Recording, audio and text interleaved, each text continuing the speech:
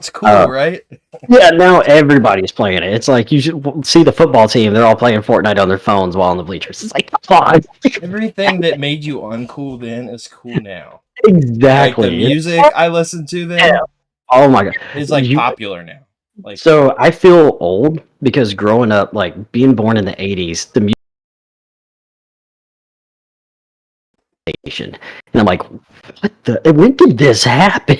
Yeah. Like, one, it's oldies. The others, it's classics. I'm like, no, no, no, don't.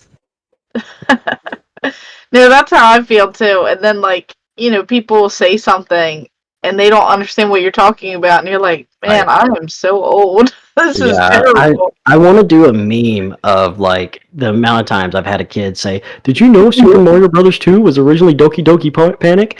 And like, I need to get the video clip from Chronicles of Narnia where the lion's like, "I was there when the old magic was written." It's like, like it's funny how like we talk about everything old being new again, and it's like, oh my gosh, like what happened? Yeah, it's just insane. No idea. Yeah, I know. All right. Okay. Oh, we lost Brandon. All right, perfect. We got, I guess, some new people popping. I don't know what just happened.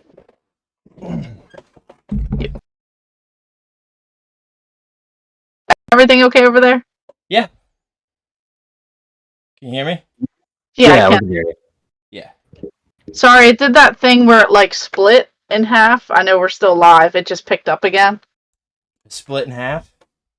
Yeah, so I was watching it and then it ended and now it's restarting.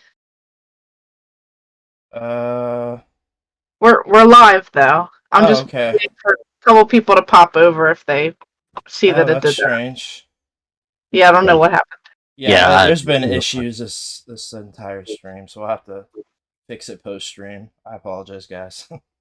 I don't know why it did that. That's why I was saying earlier. I was messaging you. There's something going on. I was going to do that. Yeah, it just nothing. No one clicked anything. So it essentially I guess ended the scheduled YouTube live stream. I had a feeling. I was surprised it didn't do it then. I don't know what happened, why it did that, but it wasn't picking anything up for me. I couldn't see comments or anything. So apologies, guys. Looks like everybody's switching. Yeah, they're coming back in now. Okay, good. All right. Sorry, guys. We'll get that fixed post live as well and back to normals. Yes, I wanted to make sure that people popped in before I kept rambling on. All right, so we have Carl back. I know he was talking earlier in the other one about Sega games being like equivalent to $200 in today's time. Back then, because he's overseas, so around there things were a lot more expensive. So I did want to hit that before we popped over. So this will be a whole new chat. He's saying technology, eh? You know it. Now I can see chat. Makes sense, right? Now I'm seeing. Yeah, I see comments now.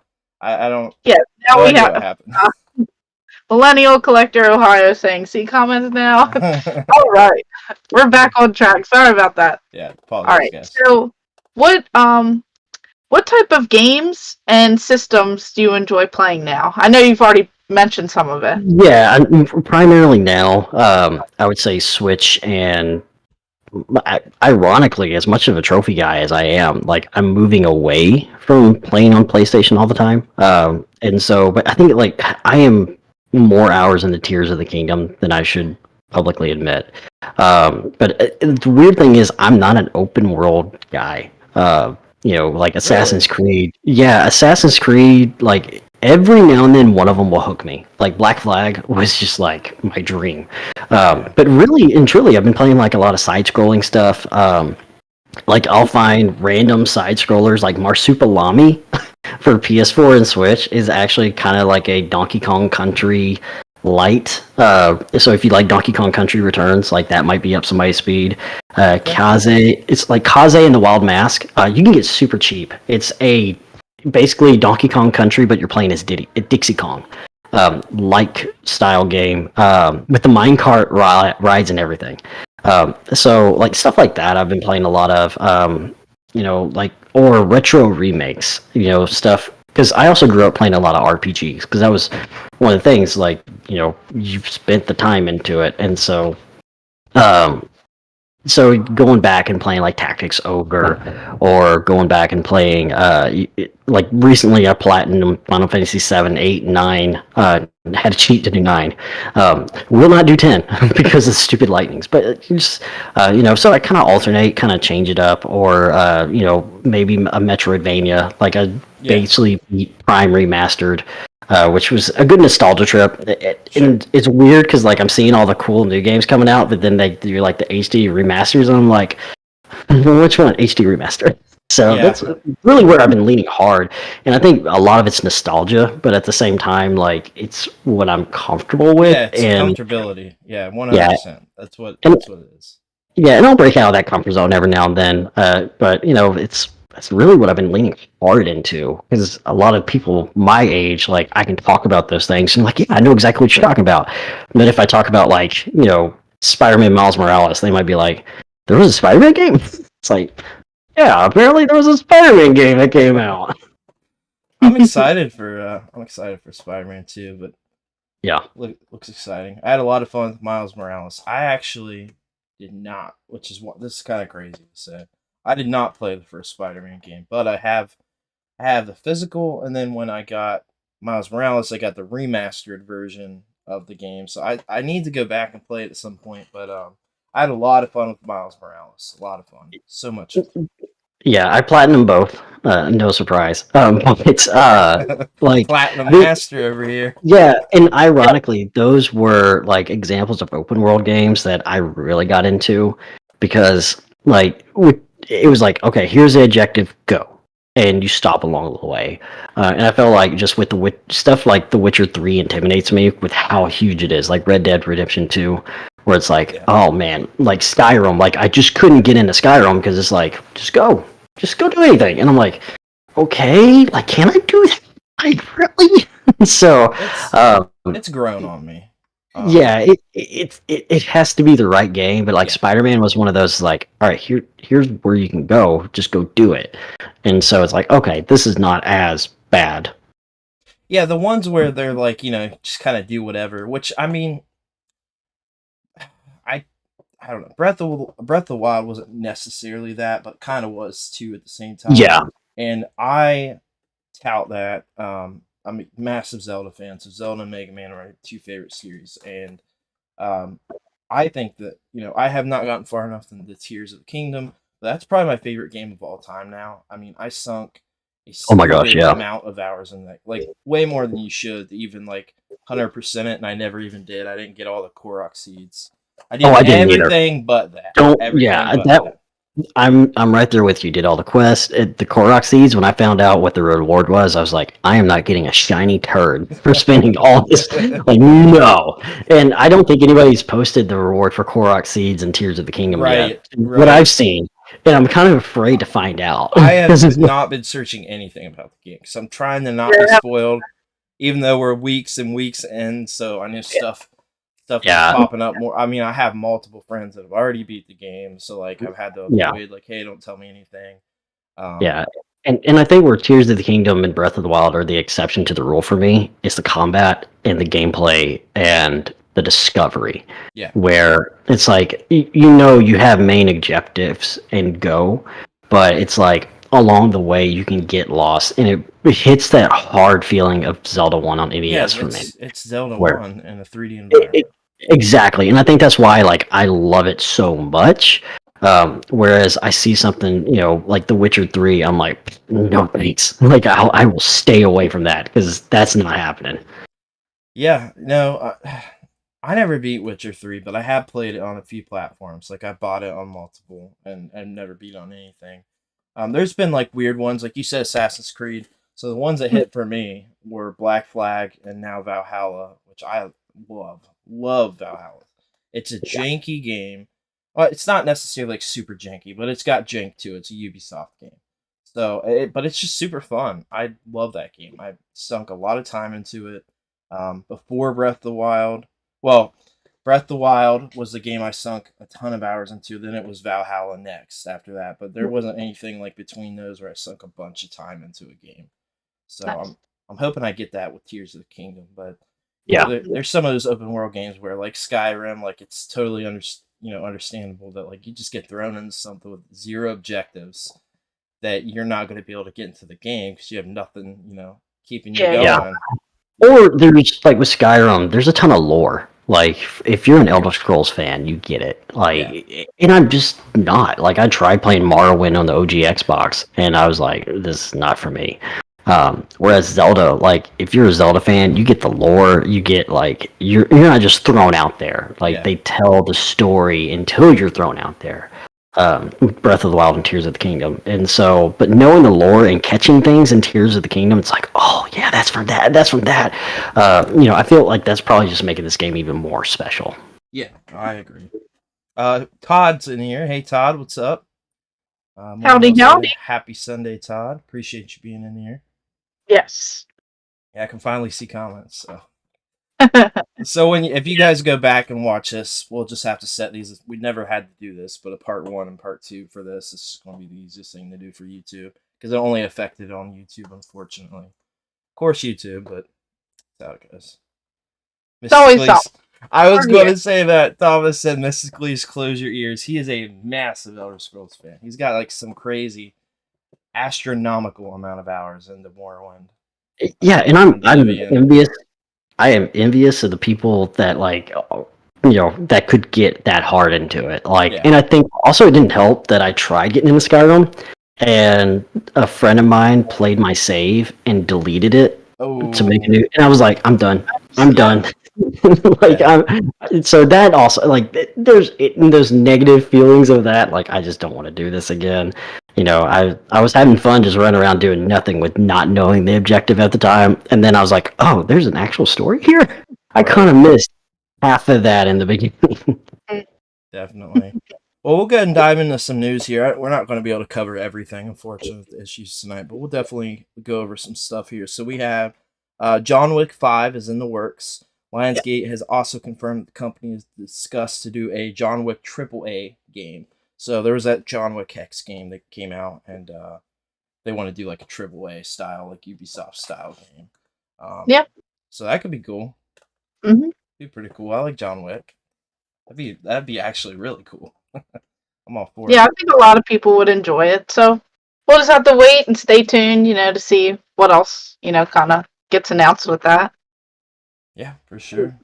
And then the Xbox Game Showcase, which promises news and updates on Xbox portfolio, takes place on Sunday, June 11th, starting at 10 a.m., 1 p.m. We have, it will be followed immediately by the Starfield Direct, which is an entire briefing dedicated to Bethesda's next big RPG. Okay, yeah, I mean, I'm interested to see, for sure. I know I'm going to be watching it, especially after what happened with Redfall.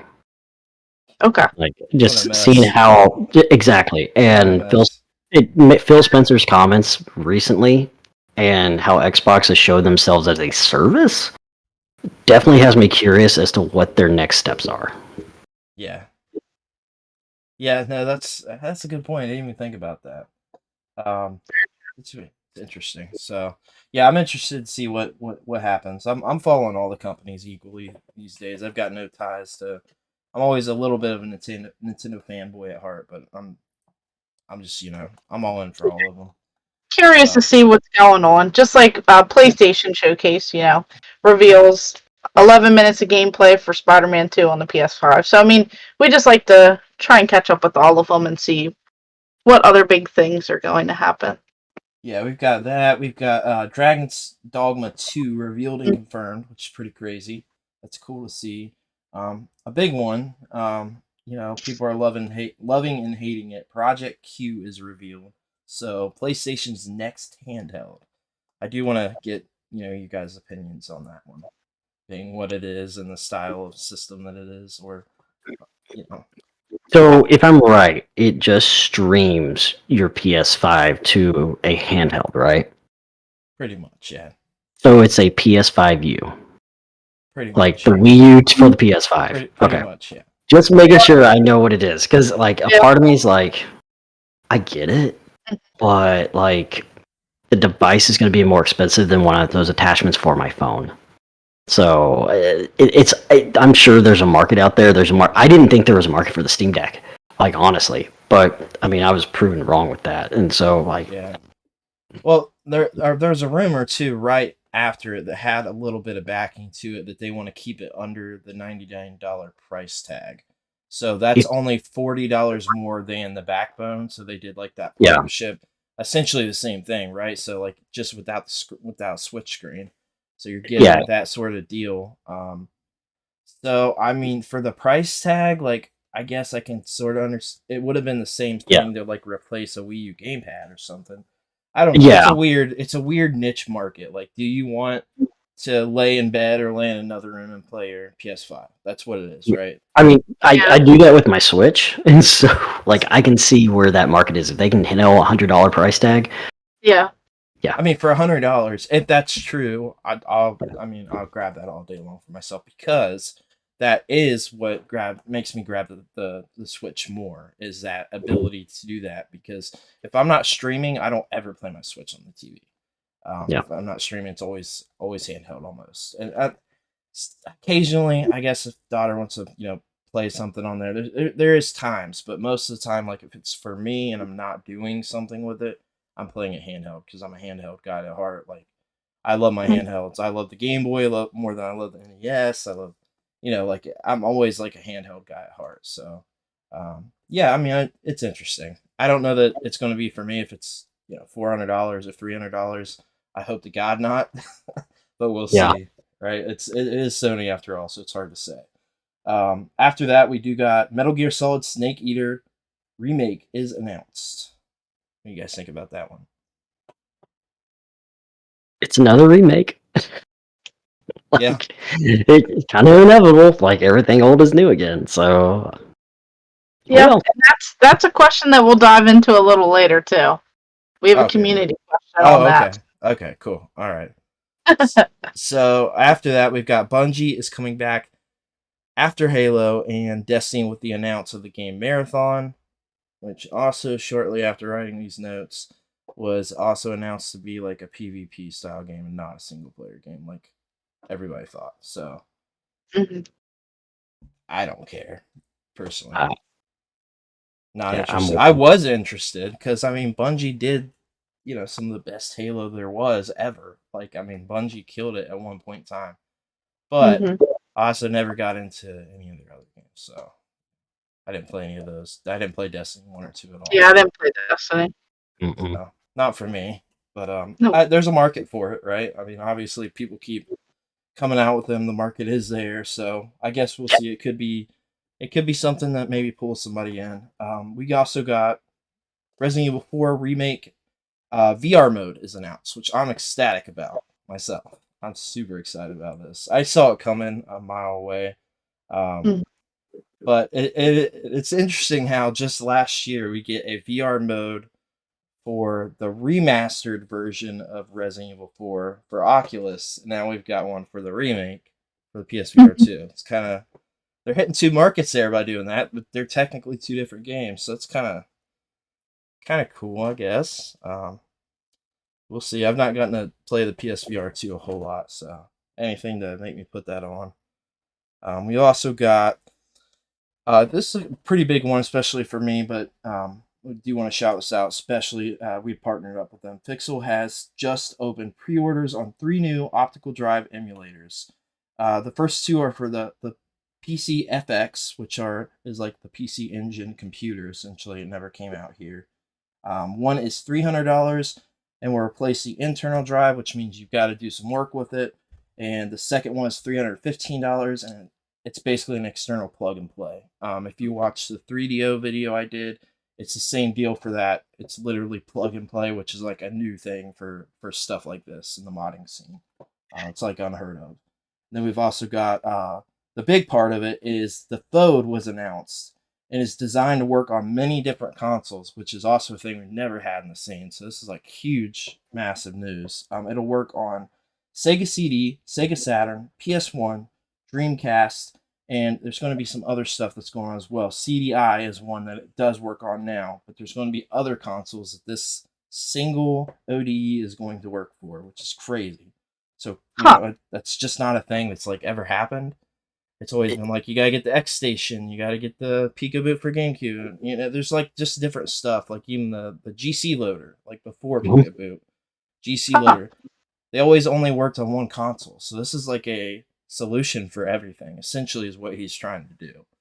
So Yeah, I think as many old PS1s as I've repaired, like I've done some X stations, and it's knowing that somebody's coming out, like, and I've always wondered, like, if somebody's doing an all-in-one, and that is awesome to see. The price is a little scary, but I understand it, yeah, Yeah. knowing how much R&D is going into that to make that happen, and that he's is doing a it by game himself changer. too. Yeah, I mean, that is if anybody's played with an X Station or GC loader or anything, it's a game changer. Like, and It makes your is. hardware Yeah. last so much longer.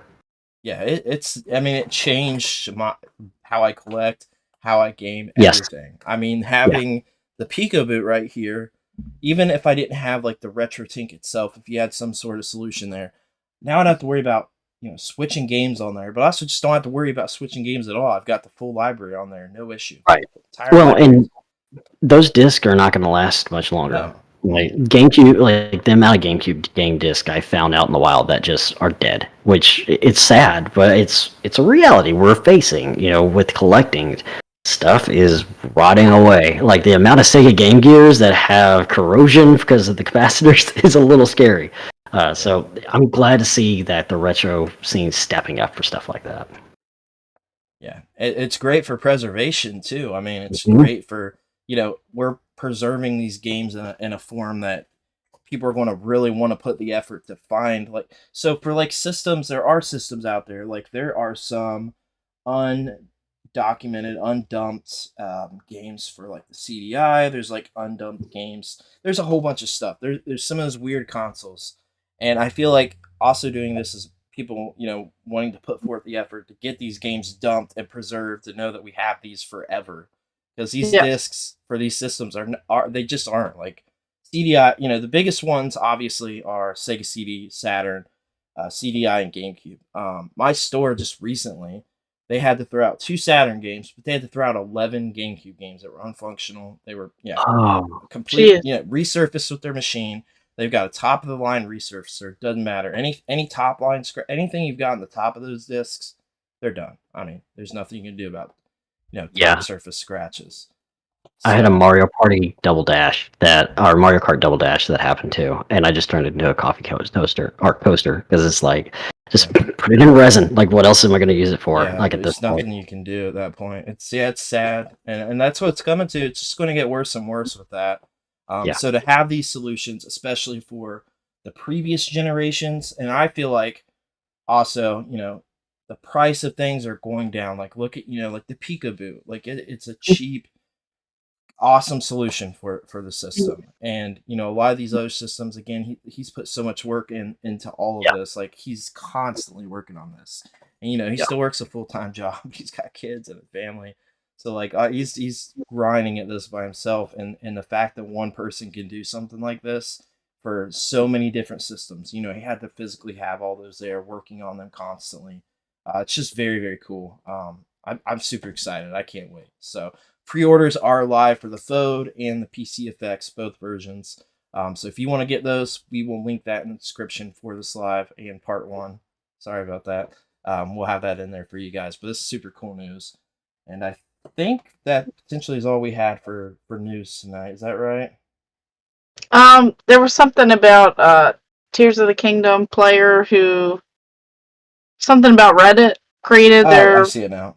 Yes. So he created the fastest non-rocket vehicle, posting a clip of them driving a wheel bike that many people in the comments think resembles the TSEMU-6 featured in the Star Wars universe. The player appears to have hooked wagon wheels to a larger wheel and held it up with the second large wheel. They explained how this bike works, saying that the left wheel is covered in wagon wheels to increase its diameter from the drive wheel. Essentially, it's this crazy freaking vehicle in Tears of the Kingdom, which is wild. The stuff people's doing in this game is blowing me away. Yeah. From mechs to like fighter jets, it's sick. Yeah, I like to Yeah, see. it's insane what Bring- people are. Bring me a Gundam in the Zelda. I'll take it. So I think that's all we had for news tonight. We do have one more thing before we jump into our community questions. So these community questions, every week we post a little post. We'll pin it to the top on Instagram. It'll be across the different socials. So certainly leave a comment if you just want us to answer anything. It could be guest specific. It could be like a general topic. Just anything out there. And make sure you guys are subscribed or following our Twitter account, because we are having a giveaway this week. So I believe tomorrow we're going to try and announce something for that. So we just want, more people, just to pop on by our Twitter and just check that out. So we do appreciate that. But yes, we have these community questions. So I guess we'll just dive into them. So first of all, we have Thinking Inside the Box. He said, "What is the worst game cover art you have seen?" Ooh. So it might be like a challenging one. I know that there's quite a few video game covers that are kind of like misleading. Yeah, I know that we got the did... Bubble Bobble one for GameCube. The one with the baby. That one's terrible. Is it Bubble Bobble? Or is it Puzzle Bobble? Yeah. Which one is that? You guys know what I'm talking about, though. The one with the baby, the big Yeah. face blowing the. Bubble. It's a Puzzle Bobble game, but it's like Okay. it might not be called Puzzle Bobble at the time. Is it like Super Pop or one of those? It might be. No, Super Pop is that really cheap game. It's also got a terrible cover, but it's not like bad. It's just not good. Huh. I know. Unpopular opinion. Cover. Sega Master System games, like those have not aged well. Yeah, the wrestling one, I think it has like a head or something, or like the head's missing. He's holding the head. He's holding the head. Like even Alex Kidd is like he's just like punching. It's like what game is and like Shinobi, it's like a ninja. Like I can get that, but it's like I get where they were going, but like at the same time, it's like ooh, that's not. I think they're charming, but there's some like they're so minimal, and there's some with like almost nothing on the cover. But I think here's what I think is worse. Super Busted Move. That's what it was. Yep. Super Busted Move. The worst part about Master System games is having them spine out on your shelf. That's the worst part. They look terrible. It's like you can't identify anything. Yeah. I think there's also like Rugby for the Wii on that's UK. It's like there's some like UK versions that got botched cover art for the Wii. I think like even like the Pets games too. Like it just did horrible. And I'm even thinking like Okami for the Wii, how it had the IGN logo. It's like you couldn't even use your own logo. Batman Arkham City Game of the Year edition. Yes. All the crap all over it. Oh my gosh. The 10s all over the cover. Like it looks bad. Yeah, it's I get what you were going with that, but at the same time, like it has not aged well. The Atari, what games like the Beat 'em and Eat 'em and all those. Yeah. So she's so excited that she has those that like it's. So those are the ones that are in like the velvet like box, right? Yeah, like the weird. Yeah, they're like the license weird. So here's the stupid thing. As much as I like don't condone that, like they're, as a parent I'm like oh my god, but as a collector I'm like I would love to have some velvet box games. I would like to own those. There's only a few Atari 2600 games I care about. I think those are I want to do a video or something with those. I think they're cool. What about Bubble Bath Babes is pretty bad too for NES. That's another pretty bad one. That's and all the video game covers that have like women on them are like these like whatever, and then they're not in the game at all. Yeah, there's like a Sega Saturn game that's like that. Like she's like front and center, type of thing. And then there's a bunch. There was a bunch of racing games for the PS2 generation that were like that. Yeah. Yep. Like what? What would be some of those? So I want to say like there's a Need for Speed where like the woman on the cover, she's only in the game for like 5 minutes, and then that's it. Like Oh, can you hear me now? Sorry. Sorry. No, you're good. Just cut out. Like it's like they use like I know it's a whole topic, objectifying women for marketing, and I don't, not to go down that rabbit hole, but there was a lot of that in the PS2 generation. Yeah, there was. Yeah, I mean, there was a lot. Well, there's a good bit on Xbox too. And PlayStation 1, Tomb Raider. Yep. PlayStation 2 is probably the worst Yep. offender in my opinion. There's some pretty bad stuff on there. Yeah, I don't know. I mean, obviously it was on the 2600, so like it's always been a thing. It's still there. I mean, maybe you don't see it as much. I think it's definitely died down a little, but I still see it. There's still in like some of those games. There's a lot of that PS1, PS2. It's like a wasteland then. It's like a free for all. Like put whatever you want on there. We don't care. A baby's face blowing a bubble, couple good looking women around a car that aren't in the game. Like just throw it on there. Just try it out, see what happens. What happens. Yeah. Yeah. Now we have another question. Mega Stream Retro. What's the best way to do non-video related posting or content or any of that sort of thing if we want to steer away from that? So I'm not sure if they're talking about like different posts or like podcasts. I know we briefly hit on that last time. Like podcasts, you can do those without your face in it. So you could like have the audio only capture.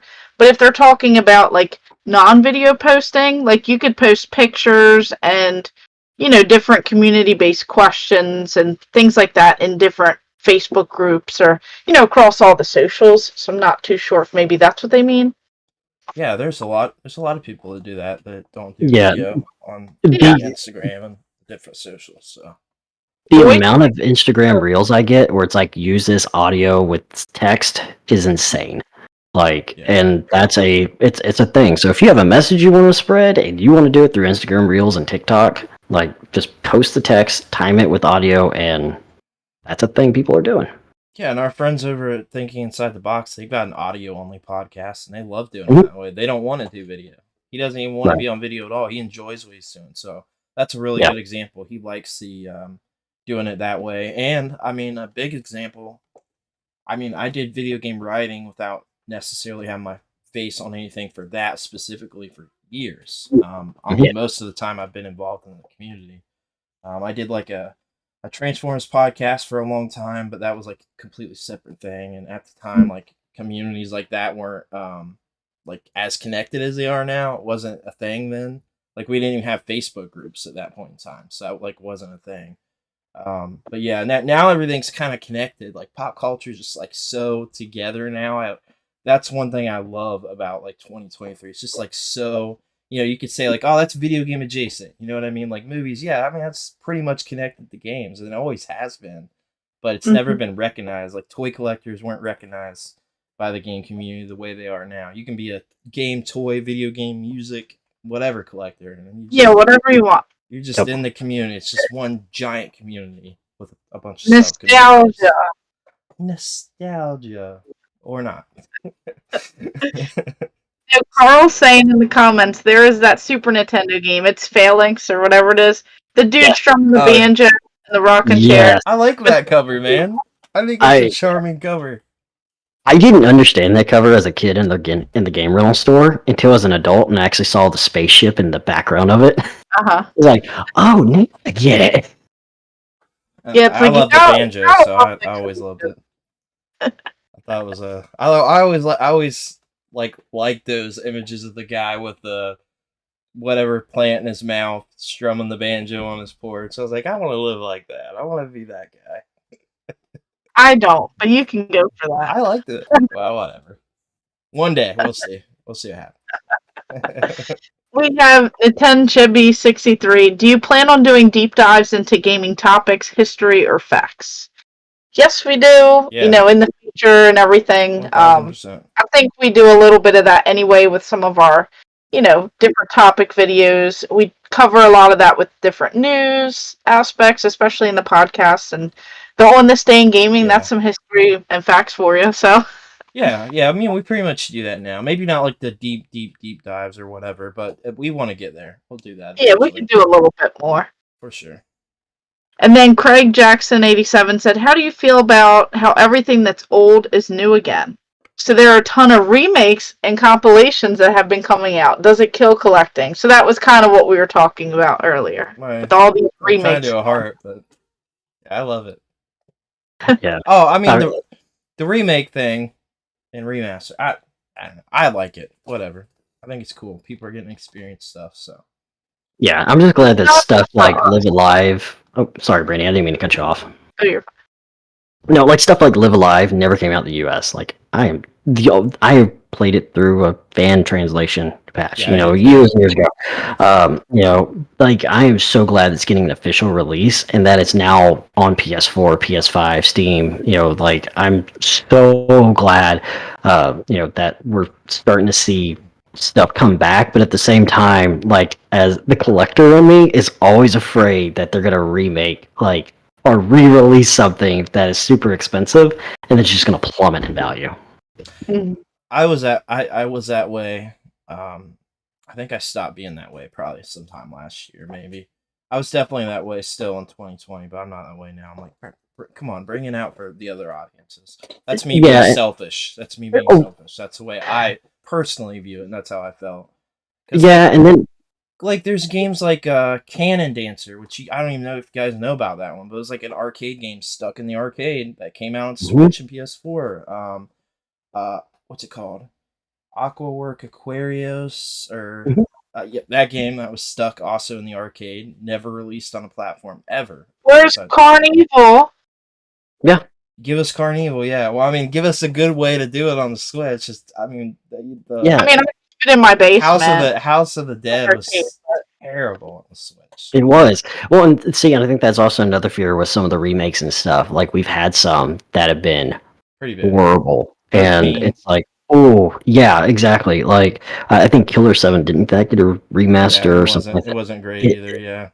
Yeah, like GoldenEye on Switch did not age well. And so, but the game didn't age well to begin with. Let's be real. No, it didn't. I will be, but at the same time too, it's like I'm glad stuff's finding a new audience, but at the same time, it's like, ooh, should we bring like Resident Evil 4? I know there's some people that love the remaster. Me, I was like, the game was perfect. Like, You mean the remake or the remake? I mean, there's been a remaster and a remake. The whatever latest came out that they were like, we're gonna make money. I'm like, I'm glad it's finding a new audience, like really and truly. But at the same time, it's like, man, that game was already perfect on GameCube and PS2. Like, do we have to sometimes? Is what I think about. If Nintendo gave us a way to play that now, or the PlayStation gave us a way, it's a little bit weird. I don't know. I definitely do feel that way, and I think like that's a great example as a perfect game. But I mean the remake's good. People love it, so yeah. Whereas stuff like the Wonderful 101, that game would have been stuck on the Wii U until they did the remaster. It's a fantastic, fun game, but like stuff like that, I'm always glad to see. But then there's stuff where it's like, are you guys going to do an HD remake of Super Mario World? Like, please don't do that, or an HD remake of Mario 64. It's like, just there's some stuff I just wish they would just don't leave alone. Like Dragon Quest 3 is supposed to get the HD remaster, which I'm like, that's cool, but is it worth it? Dragon Quest 3, we already got that, right? I've got that. I got a remaster of that. So they're doing a 2.5 That, yes. Okay, I know what you're talking about. Yes. Well, and like the Final Fantasy 7 or Final Fantasy Pixel remasters. On one hand, I'm like, oh, this is great. Like, Final Fantasy 2 is actually playable now versus, original where it's like, okay, but did you have to mess with Final Fantasy 6? Yeah. Yeah, no, I get it. It's like a double-edged sword with that. Like, I'm definitely more that way with movies than I am games these days. Because I'm like, there's some movies, like, just don't touch, please. Yeah. Like, there's movies you don't need to... Like, here's a really weird example, it just came to my head. But, well, no, not that one, because I think they canceled that. There's just, like, there's some movies that just don't need to be touched. Back to the Future, don't remake that, please. Like, stuff like that doesn't need to be touched. Just don't do it. No, I'm with you. Totally with you. There's these perfect classic timeless movies that kids or anyone can enjoy now that just shouldn't be touched. Jaws, don't remake Jaws. Come on. Exactly. Dude, like Footloose got a remake, and I'm like, I was going to say Dirty Dancing. That was the movie. Yeah, that's another one. Remaking that, like, don't. Just like that was so random, but yeah, that was one that was talked about at some point. It was just like they all still hold up today. You could just rewatch them. Yeah. Yeah, I think that's where movies and games are a little bit different, right? You've got to have a particular platform made by a particular company. Like, you got a VHS. There's like a bajillion companies that made a VHS player. You can go out and grab one at the thrift store. A DVD player, if it was on the DVD. There's a bajillion companies that make DVD players. It's not really like that with Super Nintendo. It is now Yeah. with like these other systems, but a lot of people don't know about like some of those third-party systems that they sell at the local mom and pop or game store. Like, some people just don't know that stuff. So yeah, long-winded answer. Makes sense. And then Carl is even saying would love Daytona USA 2. Talking about me if I said something about Carnival, other games that are stuck in the arcade to get re-releases to home consoles. Yes. Yeah. So we'd love to see more of that. Just have more and more people get involved. Yeah. Absolutely. And then we have Deciphon is saying, what's your definition of selling out? And is it something you want to be different in? I don't know. I think the people that know me, if I sell everything and go all Xbox, that would be my definition of selling out. Because so many people know. Definition of selling out? That's the question back. Like, is that like in general, or is that? I guess we need that to be like more specified. Yeah, is that context. Like YouTube, or is that in like creating content, like YouTube per se? Is that we for sure are those type of people, but you gotta have some context behind that question because I guess if we just did all clickbaity titles, you did like all that clickbaity stuff where it's like the weird. Yeah, we definitely there's okay. So I will say there's like some weird stuff that like people do that we talk about. There's like some things we want to avoid and not do, but I don't. Yeah. What is the definition of selling out? Like, it could mean so many things. So yeah, we're not gonna be Nickelback, or we're not doing that. So no Nickelback over here. And then we have Daniel. Not sure of the last name. What is a genre you're not a big fan of, and is there any game in that genre that you'd recommend?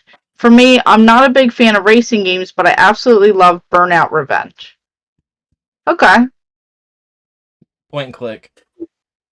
I might be one of like 5 people that like Myst, and I like Maniac Mansion on NES. I don't know what else. I can't think of it. Oh, Touch Memory on the DS. I really like that one. I think like as I get older, I mean, I used to play like those simulation games like The Sims and stuff, but there were like some that are like those like you create towns. I think there was like one on like the PS2.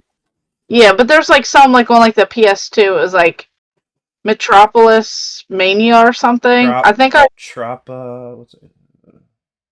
I know which one you're specifically talking about, but I can't think of that name. Yeah, like for like a PS2 or something. I mean, I spent so many hours playing that back in the day, and there's just so many weird ones like that. But like nowadays, I wouldn't waste my time, diving into that when there's so many great games. But like I had that from like Metropolis Mania, like a yard sale or something. Metropolis Mania 1 and 2. Yeah. Yeah. No, like Zoo Tycoon. There were so many of those I spent so much time in. Like Zoo Tycoon 1 and 2. On PC too, because we would play like on an old Windows 98 machine. Roller Coaster Tycoon. There were some school ones or something. Yeah, there was. I see like some for everything, right? Like I remember one for a fire station. It was some type of tycoon, and like a police station. I probably wouldn't play them today, but I used to love those. Yeah, I wouldn't play them today either. So. Yeah. And then what is gaming podcast? What should a podcast newcomer do before they start their podcast? Thanks for the inspiration for us to start this. Make sure you have equipment, I guess. Like you need at least some sort of mic and a camera. It doesn't have to be the best when you start out, but you work towards better goals, and then typically you have to have an idea or like a topic or something that you're gonna talk about, and then once you go from there, it's just you figure it out and trial and error, and you know what we did tonight, which I don't know what we did, but something happened. Yeah, and it's like the podcast, it happens. Yeah, you gotta roll with the punches, man. You have to. Yeah. Well, I would even add to that: know what what you are passionate about, and what you want to talk about. How to develop that into a conversation, and if you're doing it with somebody in person, one cheat you can do is do a couple of episodes. Do not post them. Like, get the experience of editing and get all that under your belt, and then you do a couple episodes and launch them all at once, because then at that point, you can have like Apple. I used to do a lot of podcasting with like Spotify, Apple Podcasts, and stuff. Get you like a good like 3 minute. This is what we are. Post that along with like 2 or 3 episodes. That way, if somebody discovers you, it's not like, oh crap, when's the next one coming out? Yeah, like Yeah. one and done. Exactly. Have some sort of catalog build up or something. Yeah, because I listen to like a lot of D&D podcasts, and I hate it when I catch up and it's like, oh, I gotta wait 2 weeks. It's like having that extra build up to listen to is what can keep people hooked and keep people looking for you. My buddy just started making. I think they're doing a podcast with it too. They've only put maybe 2 things out on social media, like videos and stuff. He's a pretty big guy in like the community. He's been in movies and stuff too, but he's doing this like this whole like sort of platform he's trying to do. It's called Dad Jokes and Dragons. It's a little D&D. I love it. Yeah, and like his little promo he just put out this like quick little teaser saying like a dad joke in like knight armor with a green screen. And yeah, it's super cool. And so he's got like a cool concept for that. But yeah, know a topic, know what you're going to talk about, maybe find something different. It could be like a limited series podcast. I know people that do that. Are you wanting to do it long term? Like figure out what you want to do. And set a goal, set some, fill out what you want to do. That concept is like everything more than like the camera you have or the microphone you have, or like the, right. how expensive or how good your equipment is. Like that concept to draw people in is like the first thing. So yeah, I would say that definitely. Yeah. Definitely makes sense. There were 2 more, I think. 2 more? Okay. I'm not sure how to pronounce this, so I'm hoping that if they're watching, they can help correct me. I don't know if it's Lergitus Ahmed. What are your favorite Sega products, and do you collect them? I'd say like the promotional items, the displays, the standees, the store displays. Those are my favorites. Absolutely. So I collect, and I'm like 1 or 2 games away from finishing this. The Sega Disney Genesis games. Nice. Like I got Quackshot. I think I'm missing I got the Beauty and the Beast games. It's like Pocahontas is one I'm for sure missing. But like for some reason the Disney games on Sega were phenomenal compared to the Super Nintendo versions. And explain it. It's like that's one of those like I say it's for my kids when really it's for me. They're great games. Yeah. That's a cool subset to get. I mean, obviously the best Sega system is the Sega Pico, so I probably collect it for that. I love the Sega Pico. Usually play that daily. No, really, I don't know. Probably what Brandy said with that. If there's like a whole products, but I guess system wise, I don't know. I love Sega, but I'm actually not collecting anything actively for Sega that much. Definitely getting like a lot of homebrew on Dreamcast for sure. I love the Sega CD. I love Sega CD so much, but I'm not collecting for it right now. I've got a way to play that like FPGA. So, and the disc rot scares the crap out of me.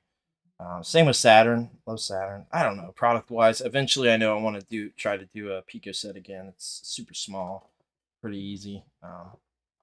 Yeah, Sega CD, I guess. Nice.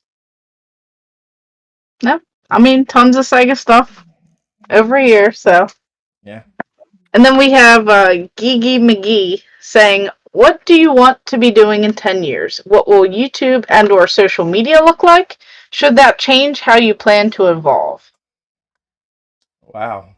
I can't.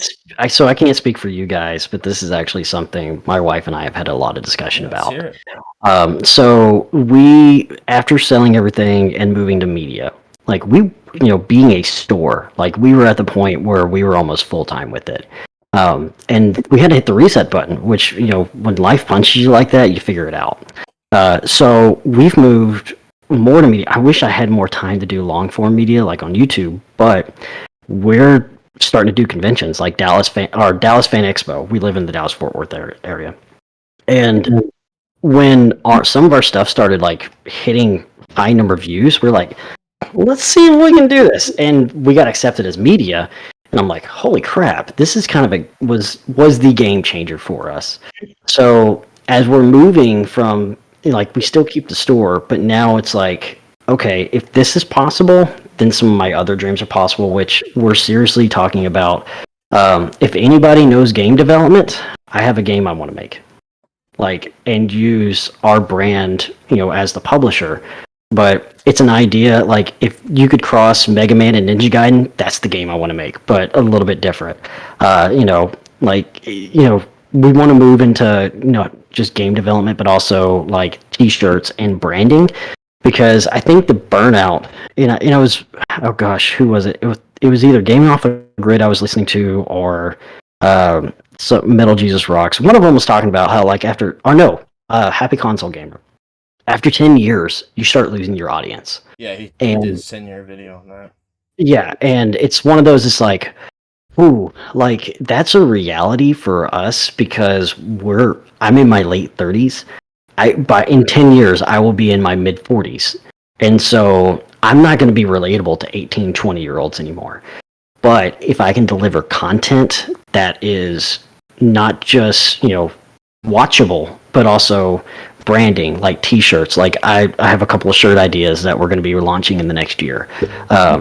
Stuff that it's like, not just I want to wear, but that, like, we're kind of doing some testing to see, like, okay, is this something people would actually want to wear? And we're like seeing some good and mixed results. So we're like, okay, let's refine this before launching 2 or 3 shirts, small market.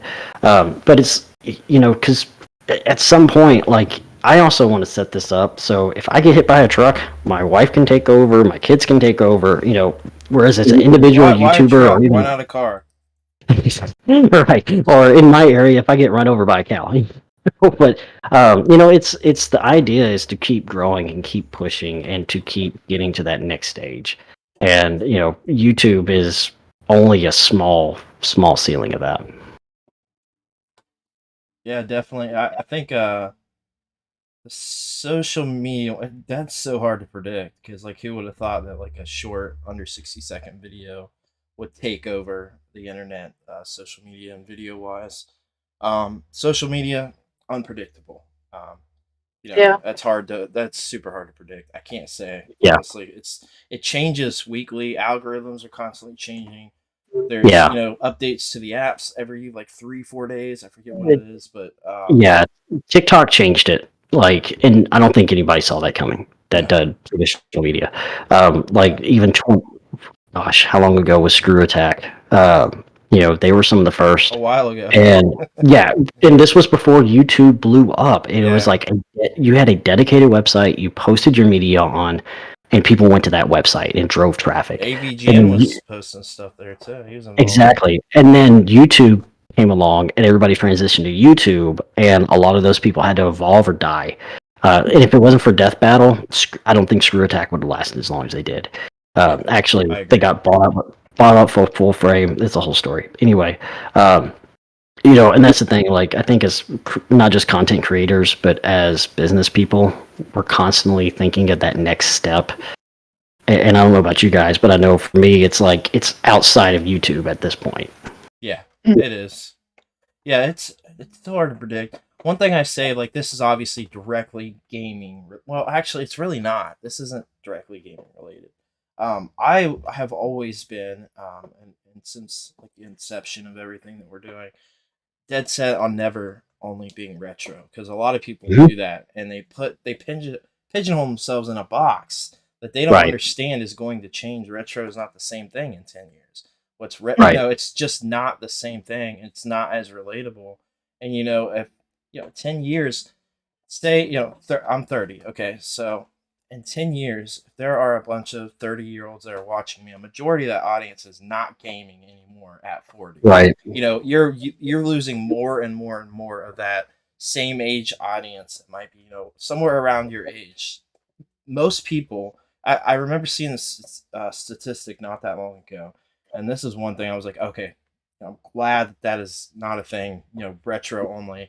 That like 90% of people lose the complete interest in anything gaming related, any type of gaming content. This goes along with like toys, any of that stuff. Lose complete interest. Don't go back. Don't watch any of that stuff. There's just no interest level anymore. And most people I know that are 40 now aren't into gaming and aren't playing games. We've got our people in our community, but for the general public, it's just not a thing. You're pigeonholing yourself by titling yourself retro, describing yourself retro only at all.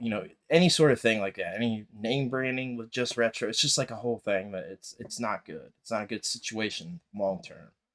So yeah. You got anything to add? Well, I felt like that was like, it's like a lot to take in for the average person. I'm just like, yeah. I mean, it was a tough question, right? Well, like, I can't answer the social media thing, honestly. Like, and if you guys haven't had that conversation, like, I mean, how do you answer that, right? Whereas, like, I'm fortunate, my wife and I, day one, set in motion. We know what we want to do. We know we've talked about that many, many times. There's also things you keep under the cuff that is like, oh yeah, I'm doing blah. It's like, because you were mentioning age now of the audience. The Wii is 17 years old. Yeah, we're all getting old. Yeah. Like, I am almost out of high school longer, or the Wii is almost older than I've been in high school. Yeah. Like, it's hitting, or I should say, like, about that point. I'm not going to dig myself too much. I'm very close to that. So. Like, I can't connect with the Fortnite generation. So it's like, what do we do? And so it's. We don't know what social media is going to look like. We might actually get VR up and going where everything's in the meta. Who knows? Yeah. I mean, I think I've gotten lucky. My daughter knew what Fortnite was pretty young, younger than somebody that would be playing Fortnite or know anything about that. I think it's just YouTube and video and content and all that stuff. Yeah, the Fortnite thing passed over me. I definitely have tried it many times to try to like it. But yeah, you just got to kind of evolve. You have to grow with it. You got to evolve. You got to deal with the punches that come along the way, and you've got to expand on what you're doing. I think being centered on one thing, like even us, we don't just talk about games. We talk about other stuff. Maybe not nearly as much, but it's something that is coming. We'll definitely do that more. But it's just you gotta expand and you gotta grow and you gotta evolve with it. It's constantly changing. Like I was at one point dead set with TikTok or that sort of style. Now I get it more and it makes sense. And it's like a more consumable form factor, and there is actually stuff you can do with that you can't do with long forms. There's a lot of stuff you can do with that in non long forms. So yeah, I get it. You just gotta pay attention. That's a big thing. Pay attention to what's going on. So. Yeah. No, I agree. And I've had many talks with other people, and I have these big plans. I just don't want to jinx everything. So I have things that I'm trying to get set and moving, like ASAP. So that's currently what I'm working towards, and I think it'll all eventually turn. She's buying a gas station in Illinois and moving there, and selling all the games, and I'm gonna live my dream of being a trucker. Hey, for somebody out there though, they have made a fortune off of selling a collection and living a dream. Like I've seen it where some people have sold their collections and gone into real estate and been successful, and it's like, hey, more power to you. Like, because I feel it too. Like I recently posted a video Friday or so because I started a PS5 challenge. I was like, yeah, I'm going to take $10 and flip to a PS5, and I was like, and with everything we've had happen this year, I don't want a PS5 anymore. And I had to be honest with myself and just be like, hey, whoever's watching this challenge is over. Like, this is the direction I'm going with. Like, those funds, I want to switch OLED or whatever the new Switch is. Like, that's just how I am. And the thing too is, whatever we have coming up is being full. I always have the goal. I want to be fully transparent. If I'm not in it anymore, then wipe my hands, walk away, let the next generation take over. Yeah. Yeah. Carl said, Oh, "Why do you keep doing that tonight? Everything that could go wrong tonight has gone wrong." Yeah. it just keeps falling. I don't know why. Oh boy. Carl said, People want to see the. "Yeah, they see want to the- see your RGB keyboard you got there that you don't use." Legit though, Gas Station Simulator is super fun game, and I counter that with Lawnmower Simulator. Yeah. But yeah, awesome podcast. We appreciate having you on tonight, and definitely apologize to everybody with the issues. So, and YouTube, this is going to have to be separated in a part 1, part 2, which we've never had to do before. But it should work okay. It'll still be in the podcast playlist, so it'll be all right. We'll just have to remember what podcast episode we're on. Sometimes that happens, when you're trying to prepare everything, and we're just like, wait, what episode? But yeah, we definitely appreciate everybody watching tonight. Thank you so much, Craig, for coming on. This is an awesome episode. And can you let us know where everybody can find you? On just about everything as Outta Control Games. OUTTA Control Games. The only thing I'm not on is OnlyFans. Okay. Coming soon, though. Coming soon, he said. It's going to be like a different concept. That would be out of control. Yeah, that would be out of control. So we definitely appreciate